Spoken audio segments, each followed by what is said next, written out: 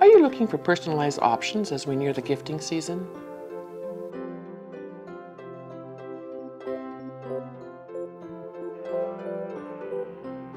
Welcome, accomplices. I'm Lynda Norman. I'm a watercolor artist in the beautiful province of British Columbia.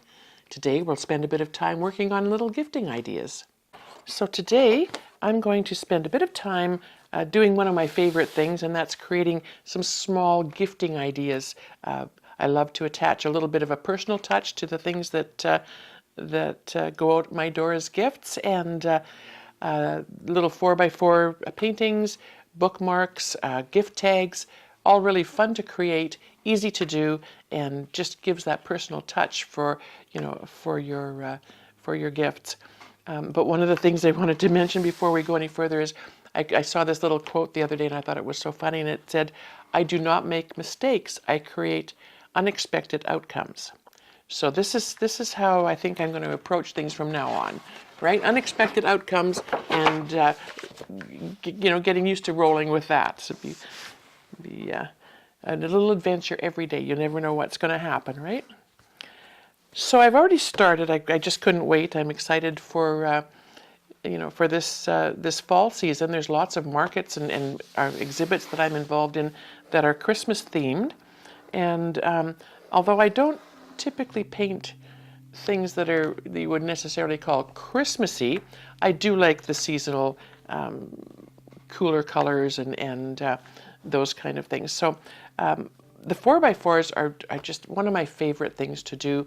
They can be mounted on little cradle boards. You can paint them. I think we've covered that a few times in some videos, so you can always go back and take a look at that. But really a fun thing to do. They can sit up on a shelf, be hung on a wall. Great if you want to go a little larger, 6x6s. These cradle boards are available in just about any size you want. We have a company locally in the Okanagan that will cut them to size. I've even had them cut to fit a whole sheet of watercolor paper, which is 22x30 for some of my birch trees. And so get creative. Think about those options for your art rather than sometimes when you don't want to frame it. However, if you do want to frame, find a frame with an opening that fits the little piece of art. Maybe you have to move up to a 4x6 or a 5x7, but gift that piece of art with frame. And sometimes you can attach the art to a card. There's just so many great options. So today I've marked off my paper. I'm using the Academy grade Bao Hung. I quite like this paper. It's great for smaller items, for cards and that kind of thing. So I've marked it off for 4x4s, and so there will be 6 4x4s. I didn't bother taping them off because with this paper it just didn't work out. I thought I would waste too much paper if I taped it. So I'm going to paint right to the edge of my grid lines here that I drew on. So I'm going to get 6 4x4s, and then this piece at the end, if I was to turn it and paint this side, cut it as one piece, fold it on that line, I've got a little gift tag that I can gift. And then on this side, I'm going to cut that probably in about half, and I'm going to make 2 bookmarks. And those are really fun to do. You can get a little corner cutter. I round the corners on my bookmarks and put a little hole punch. You can get these little guys from any craft store, dollar store, and you can make little holes and put a little tie in them. So there's really fun options. You could even do that on the gift tags. And often what I'll do is I'll take a lot of pages from my inexpensive pads, the Kansons and the student grade papers, and I will pre-cut them and then be able to do a lot of those and have them ready for the markets and that kind of thing. So winter scenes, winter colors, cool blues, soft grays, a little bit of oranges and greens perhaps, and darker blues coming through as the seasonal colors pop up, and I just kind of like the blues, and with the change of light in the winter, you get such a variety of blues depending on the cloud cover and the amount of sunlight coming through. So I thought today we'd try out a few of the other blues that I don't often go to. I've got a Cobalt, not something I use a lot of. and then a couple of the Fallows, which are kind of staining, but if you mix them with other blues, they can just add that little bit of extra brightness. So I'm going to start with this corner. I'll work across this way so I don't get my hand in everything. And I'm just going to wet one at a time. This isn't going to be a speed painting round. And where did I put all of my, oh, there they are, my paper towels. Covered them up.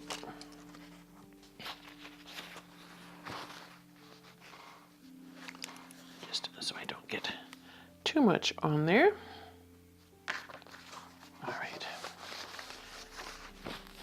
It's a fair bit of water. I might pull a bit of that back. I don't want it to be extra wet. I don't want the water to pool. I want to be able to place things where I'd like to see them. Pardon me. So I think what I would do with this one is just touch with the Lunar Blue and just bring a tiny bit of that through. That's going to give me some kind of cloudy shapes. And just sort of pull those across and then dab in just lightly to the Cobalt and go right over top of that Lunar. It's going to bring a little bit of the sunnier, bluer skies in, but still incorporating a bit of that gray blue from the Lunar. And then just bringing it down very lightly to the bottom of the page. So this one, I think I would make, let's make a little snow scene. So this bottom part will be a snowy field. And by just pulling the color away, it'll show that maybe the effect of the snow reflecting a bit of that sky. And damp paper towel, I'm just going to just barely touch it on there so it gives a bit of texture. So it might look like, maybe there are some bit of, shapes to the snowy field. Oh, now I've got it on there. Keep that off of that one. All right. I'll let that just sit for a few moments. I have some other colors that I thought would be really fun to try. And this one is called Interference Silver. And it's quite an interesting color. And I'm going to just put that, I've got some photo paper that I like to use sometimes as a palette just because it's non-porous, and if you use the back of the photo paper, the emulsion on the other side isn't going to be a factor. And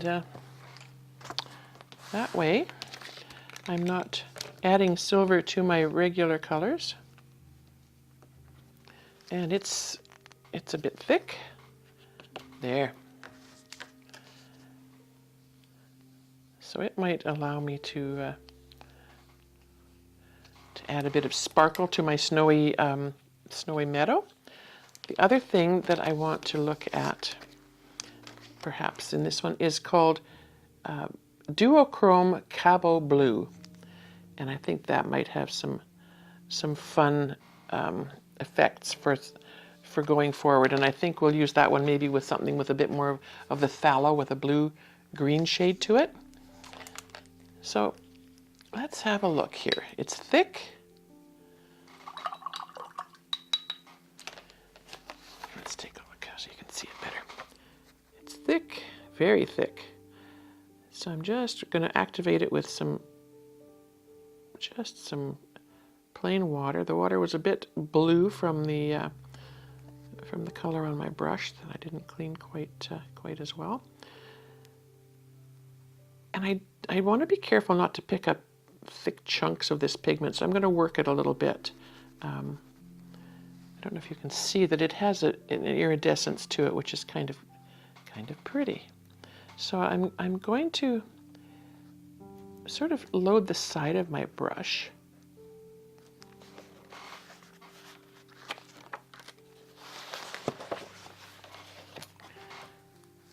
And then I'm going to just lightly pull across the page.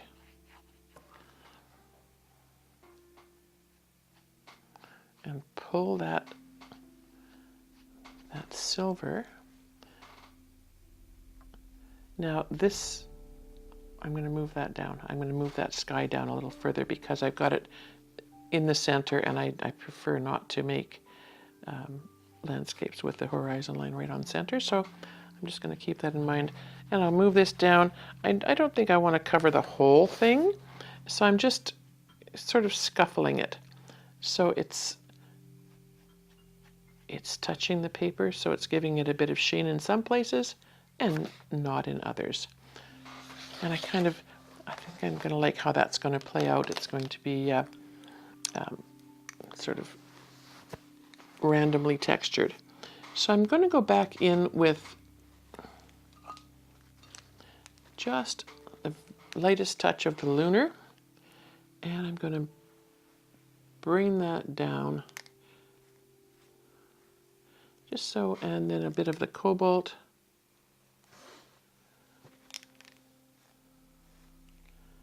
Bring that sky down a little further. There we go.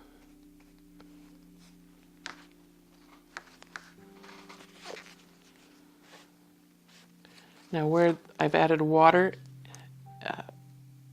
and then there was no water added at the top, you're going to get blooms and blossoms, so I'm just going to feather that all out together.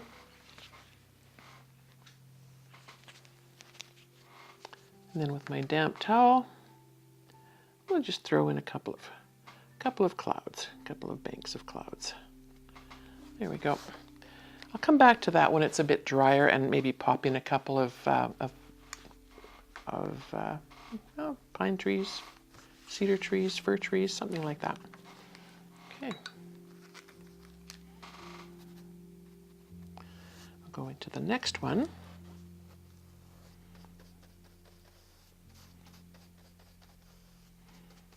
And because we're going to, I thought we'd use this next color, the Interference Cabo Blue.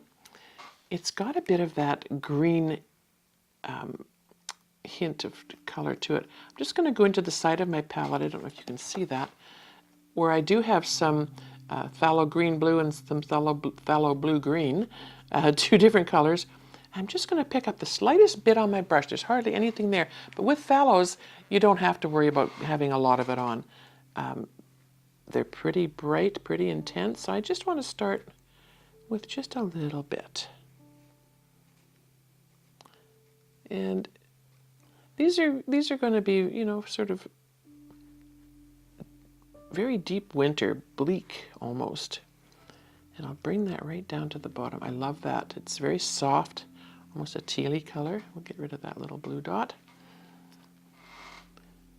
And I probably won't even put clouds in this one. I kind of like that really thin veil of color.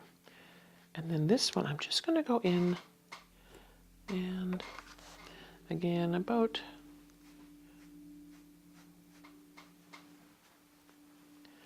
about 2/3 of the way down, and this time we'll do it this way.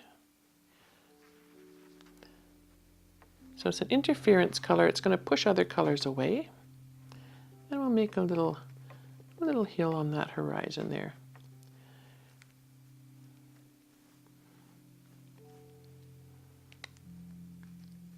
So even though, you know, it's not white snow, snow actually, you know, does reflect other colors. So we'll leave that as it is, and that will be the basis for our next one. Another one of my favorite ways to paint a painting is just using one color.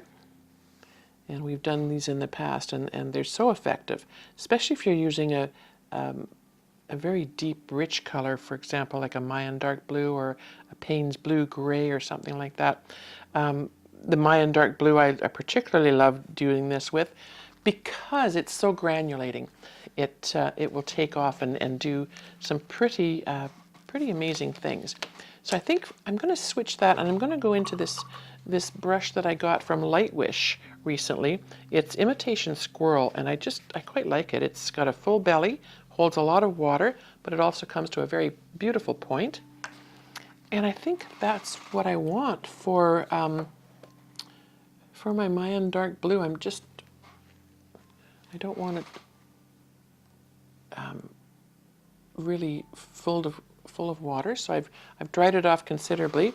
I've picked up a bit. Now my Mayan dark blue, I just filled my palette, so it's going to be quite sticky and quite rich and thick. But I'm going to just introduce this color to the water and let it do its magic.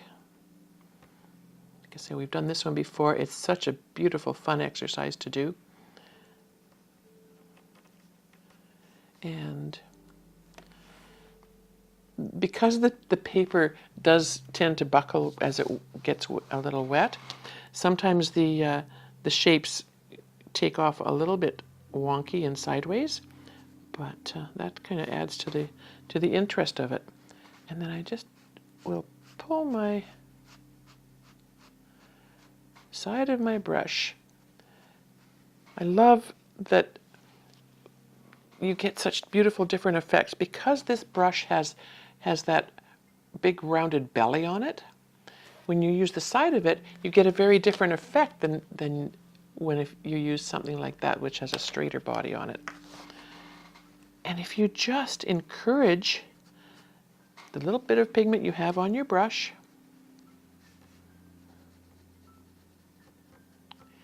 into that water, and I'm going to bring this one right down to the bottom, just so we've got a bit of a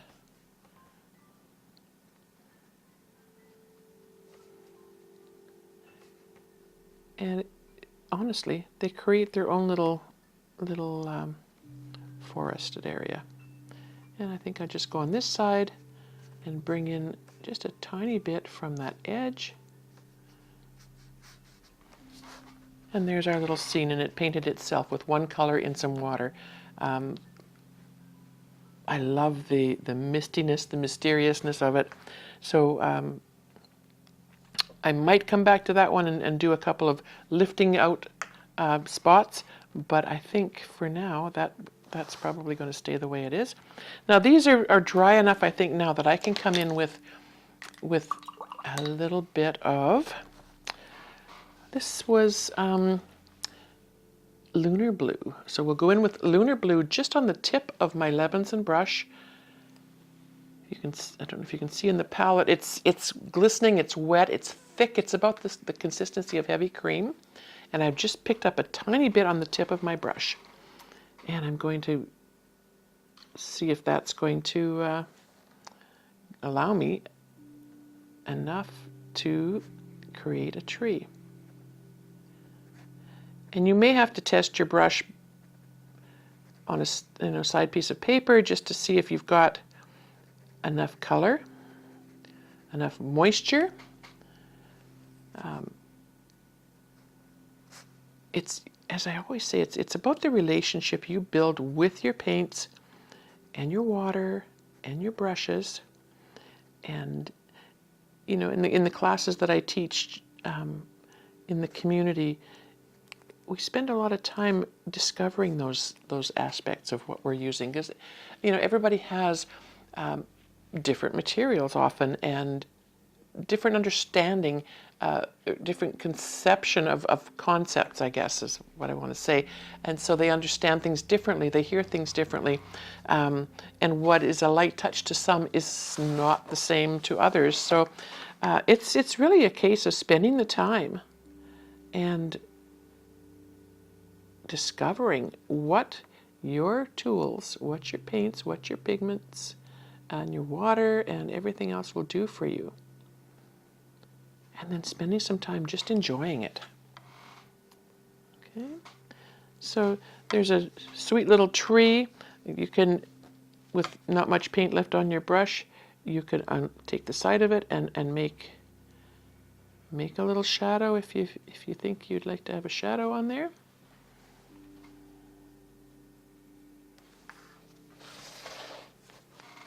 We can add another little tree. I wouldn't want to put one dead center, but let's put one just sort of beside it here, but a shorter one. And these trees don't have to be all that beautiful and elaborate either. And if I want that one to look like it's further back, I could even bring this guy just a little further down the page so that it looks like it's closer. And this one in the back a little tiny bit. And then once those dry a tiny bit more, you can go in and you can put your decorations on if you'd like, a couple of little dots perhaps. That's all it needs really.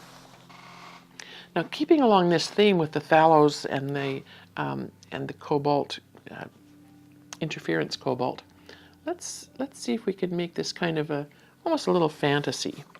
And I need just a drop of water. So this would be this is like a Caribbean colored Christmas.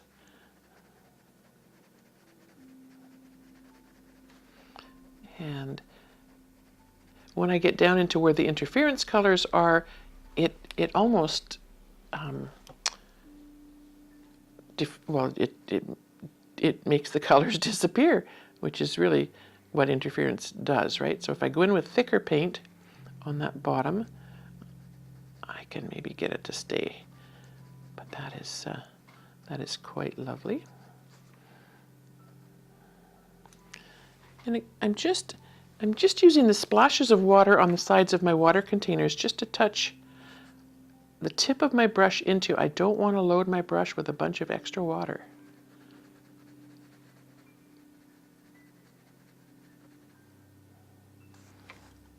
And that one kind of got darker than I expected.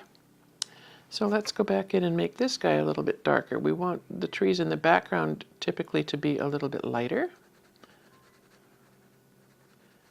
And this guy is quite, I've got his belly part quite wide, so I'm just going to extend him up a tiny bit. And then this one here that turned out to be quite dark, I'm just going to dab a bit of that away. And because I slopped a bit over there, I've got this dark mark here. I don't know if you can see it or not, but I'm going to put a tree right on top of him. And we'll just cover that up. Lots of times these opportunities we've created turn into to trees and to birds, and this will be right at the edge of the painting, so that's pretty nice. And just make the edges a little rougher. This is going to be right down that side there. So again, with the side of the brush, you can just make some shade looking shapes come out into your snowy, whatever it is, meadow, lake. It could be a frozen lake. You never know, right? So just have some fun creating your tree shapes. You can keep it sort of monochromatic. You can fill it in as much as you want with as many trees as you want. It doesn't have to be filled all the way. I kind of like them a little looser, a little airier, a little less in the way of embellishments. So you've got, before I go any further, I think I want to try this. This is Dr. P.H. Martin's Bleed Proof White. and it's a water-based product, and it's opaque, so it's great for snow and those kind of effects. Let's see if I can get a piece of something here to get it out of there. It's quite thick, but I'm going to put it in here so I don't contaminate my bottle.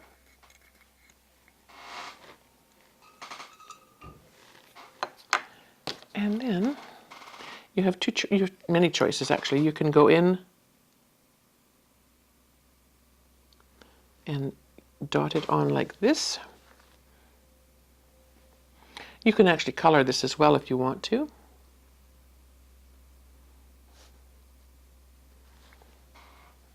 The other thing to do is with a stiff bristle brush, let me see what we can find here. Is that stiff enough?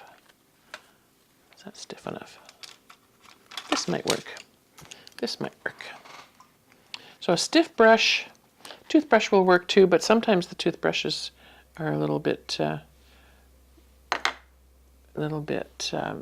awkward to handle. So just the bleed-proof white on the tip of the brush, and you can spatter. So depending on how thick your paint is and how much water you have on your brush will determine how much spatter you get. The spatter is not going to show up as much on the lighter colors, of course, but if you were to do them on something a little darker, very fine mist, sort of looks like a bit of, it's probably hard to see on the camera, but you do get a very fine sprinkling of white color. This is also, the bleed-proof white is really a nice option if you wanted to make more snowy effects on your design. I just want to make sure I've get a brush that's going to give me some control. Little bright brush, a little flat brush, I think. And on the tip of there, and you can dab it on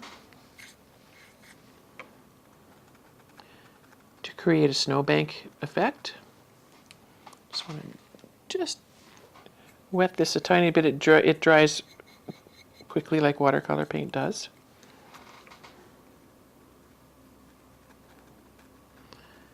And you can create your snowbanks with this as well. I'm just going to make sure I got enough in my white container here, or snow container. And so you can build up your snowbanks that way. You could add snow to your trees.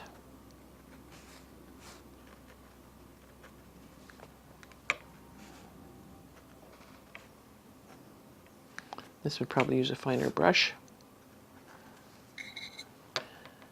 But yeah, it's a fun product to use. You can leave it on a bit thicker and it will dry and give you that textured effect.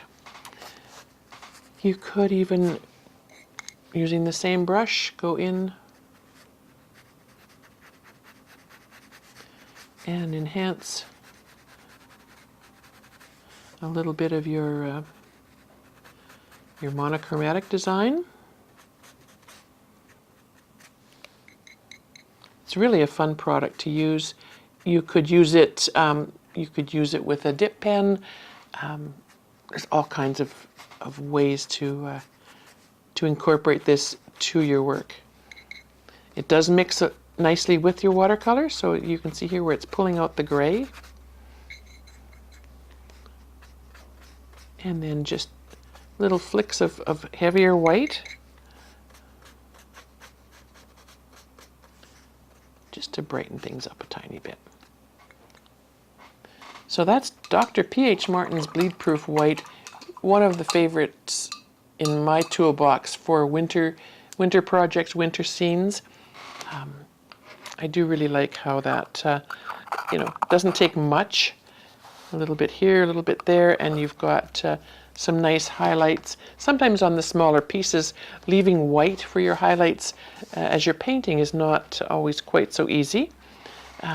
So yeah, it's a nice nice way to do that. I always make sure that I've got a separate container of water for cleaning my brushes with, when using the bleedproof white. It's not something you want to leave on your brush and have mixed in with your other colors, especially your opaques, because it will cloud up your colors. And it's everywhere.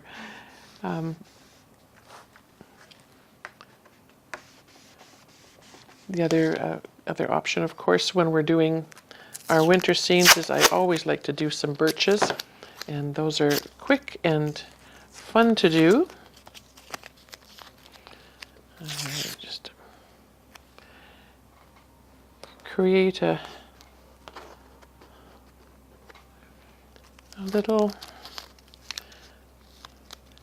quick little birch tree. This is I'm just putting on this side so it's nice and rough on both sides of the tree. I'm not going to burnish it down, so I'll get some color maybe bleeding through from the background as I'm making that. And let's take a little bit off this piece, and we will have just simply, it's a small design, we don't need a lot of trees. Let's make that one go that way, and that's probably all we need.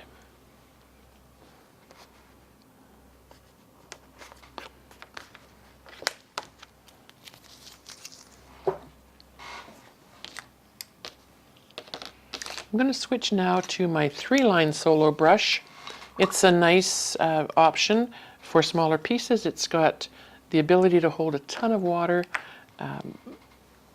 but it's small enough that these little, whoops, dipped it into my white, bleed-proof white water. Didn't want to do that. So this is one of the typical birch trees. I'm going to go back to my Mayan dark blue. Oh, I keep forgetting I just filled my palette, so that Mayan dark blue is very sticky and wet. I don't really want to do that. So this is going to be a moody, very moody sky, Mayan dark blue.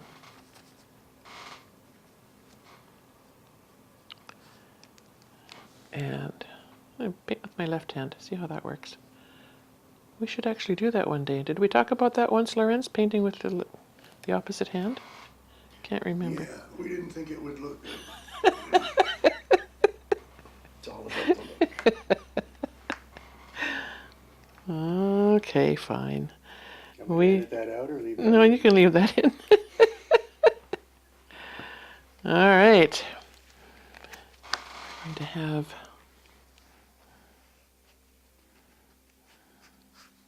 a little bit of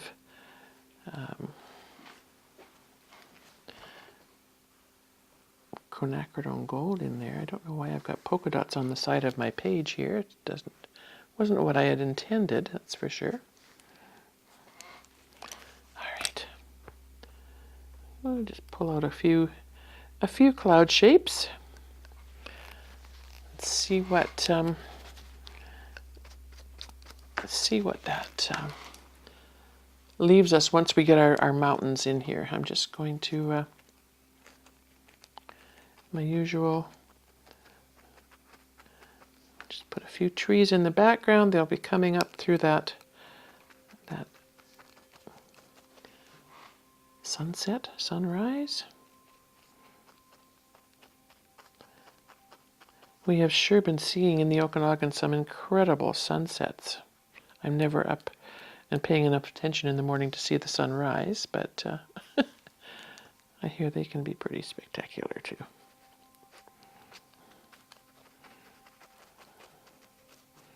Very often I leave the beginning or the front part of the painting with a bit of openness, but I don't think I will for this one. I think I'll just bring it right down and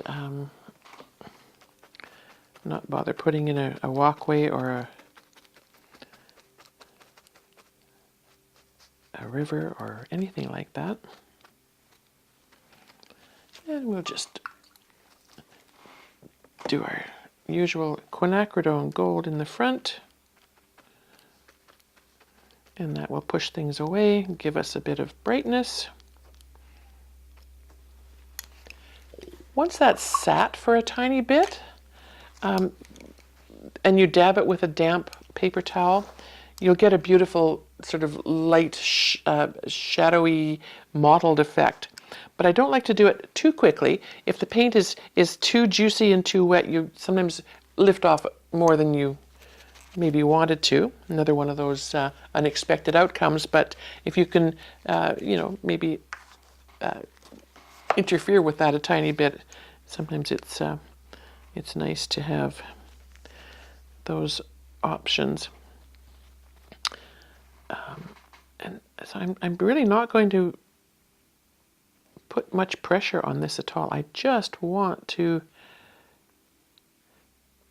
pull out a tiny bit of color just to get some shapes happening there.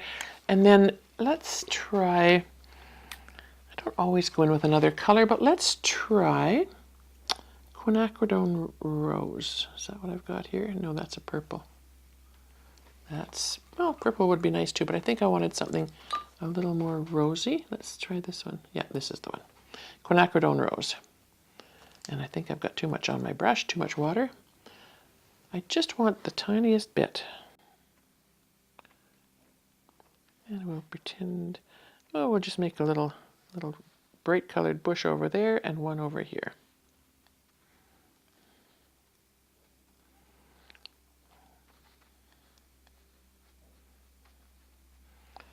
And we'll let that sit for a moment, and then we'll dab a bit of that away. Let that diffuse a tiny bit into the dampness. By dabbing the first time with my pretty damp paper towel and just letting it touch the surface, it just removed enough of that surface moisture and left some of the wetness on the page so that when I put my quinacridone rose in, it still has a bit of room to move around on the page. So I like that a little. And then we can just take a bit more of that out. And then we have a foreground and some shrubbery in the background. Now this obviously is pretty quick to be removing the tape, but this paper is quite impressive, this Bao Hung Academy grade. So it will tolerate doing this. We're not doing it on a large scale either. I didn't burnish the tape down, and I'm just very gently pulling it away level with the page. So,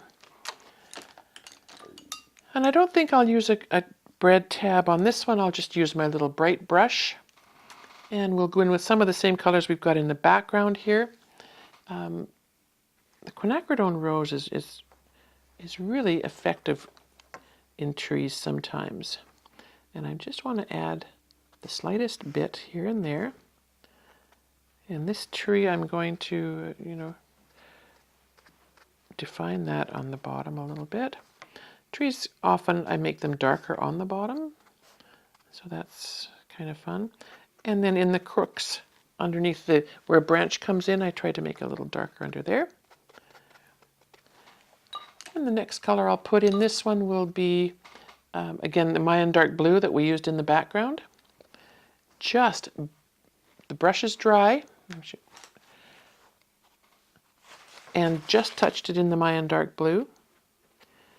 When I use it beside or even on top of the pink, it gives me that beautiful purpley color. So the Mayan dark blue and the quinacridone rose. And your trees can be as full of color or no color as you choose.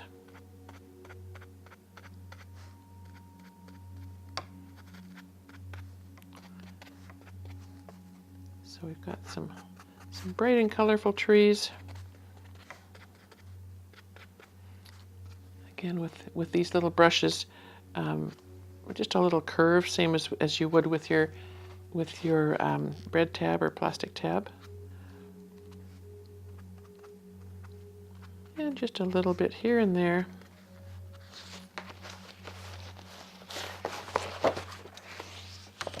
Flip it over.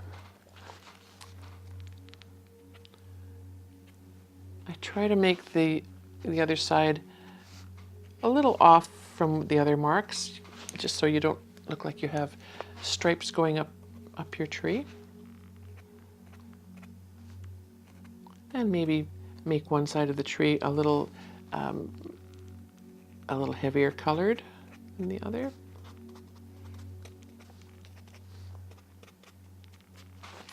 All right, and then this, I could see where that pink was pretty strong. And because these trees are together at the bottom here, I think that should be a darker shadow. So I'm just going to add a bit more dark in there. And you could leave them like that. They could be sort of silvery birches, or you could always go in with your gold and just add a bit more of that if you needed a third color. It doesn't need much. Often just one dab to the brush and just move it around your page. Okay. So now we have some birches. We have a monochrome. We have a Caribbean blue kind of colored scene. This one I might go back in later once it's really dry and spatter it a bit more, maybe even with some of that silver, the iridescent silver, just to give it some sparkly bits. Yeah, I think that would be fun on that one. So I think you get the idea. You know, we've got some smaller pieces. We can create what we want on them. The smaller the bookmarks and the gift tags. Sometimes you don't even need a background. You could make a wonky tree, and I do love to do those. I'm just kidding. I wonder if I've got room on this one to do it. I will try.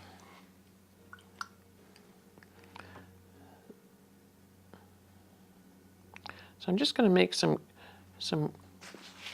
random drops, sort of, well, not really random, I guess, in the shape of a tree, like a Charlie Brown tree. And if you've watched how I do my vignettes, you'll know how this is going to work. So, well, let's just go back to our Mayan blue because we know it works well in the water drops. And let's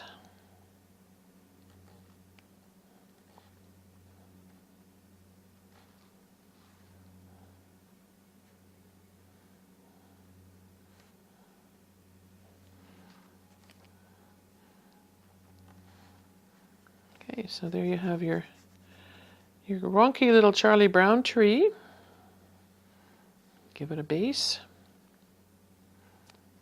And you can go in with this, as I say, and add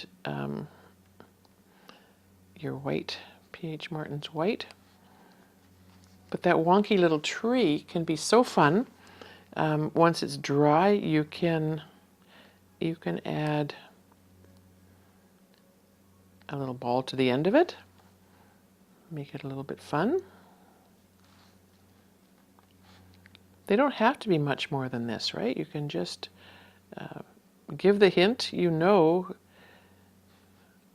this is a little wonky tree. And let's see if we can quickly do this. I've even gone to our craft store, dollar store, for these fun little ones, and you can get little stick-on gems, and you can pop one on there if you want to. They're really fun.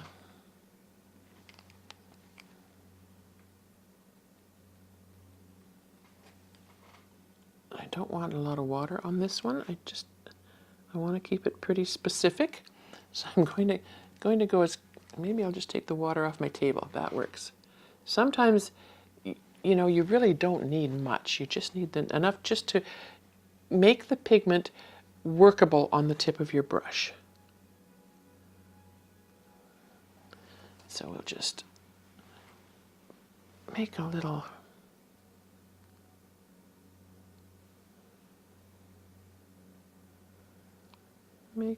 round ball.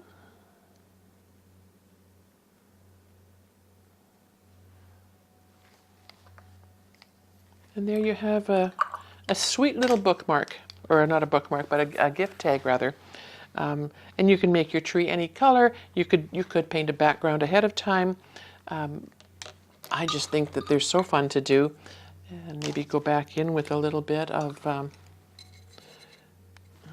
that had yellow on it. We don't really want that.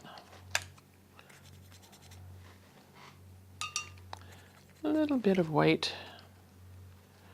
And this is wet, fairly wet on the white, and it's sort of blossoming into that blue that's on the page, and it's making some cauliflowers, which is kind of an interesting effect, right?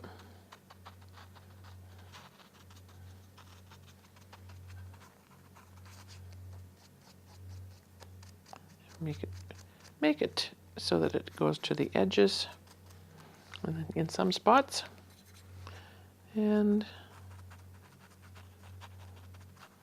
add a little white to the tops, maybe. There we go. And so there you have it. You cut it, fold it, and you have a sweet little gift tag. You can make, I've done a whole series of cards with the wonky trees. And the same goes with your bookmarks. You know, make a little vignette tree and add a little Christmas ball to the top of it or something. Those are really fun to do. And bookmarks don't have to be done vertically. They can be done horizontally as well. So I hope that you've got sort of a sense of where you can go with these little guys. I've painted little mushrooms and just fun little things on the 4x4s. They're a fun thing to do, and really fun giftables. I have a friend in one of my paint groups that painted a picture of a dog sort of laying down with just its face on the edge of the card, and it's so sweet. And as you know, I'm typically a landscape painter. This is what I do on my little pieces. Do what feels right for you. Do what the season inspires you to do. You could even doodle on them, Zentangle. I do a lot of that as well, and fill that in with either just charcoal, or sometimes you can do pen and wash. The sky's the limit. You can make all kinds of beautiful little art that people will treasure and be able to keep for a long, long time. So have some fun, play around, create some beautiful little mementos for your gifting. As I say, your friends and family will love you for it. Thanks for watching. If you like what you've seen, please subscribe to the channel. It makes a big difference to us in what we do. And visit our website, bandrystudio.com. That's BANDRAOI studio.com. Or head on over to our members area. We're having some fun there too.